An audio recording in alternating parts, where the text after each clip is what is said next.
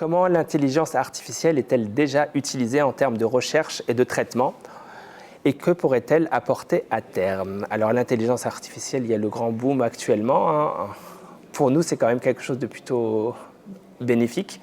Alors deux choses pour l'intelligence artificielle, ça permet de modéliser les mutations, c'est-à-dire que quand on a identifié une mutation, il y a des outils, notamment Google, a développé un outil qui s'appelle AlphaMiSense. En fait, ça va permettre, grâce à l'intelligence artificielle, d'aller modéliser l'impact de la mutation dans la structure de la protéine.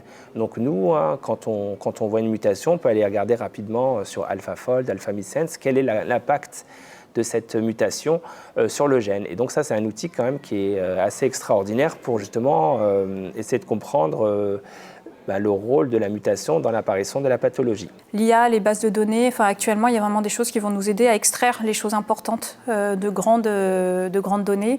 Moi, je fais plutôt du recueil de données cliniques. Il y a toujours la question de quelle va être la prévalence, la fréquence, et parfois il y a des choses qui sont tellement noyées dans la masse d'informations.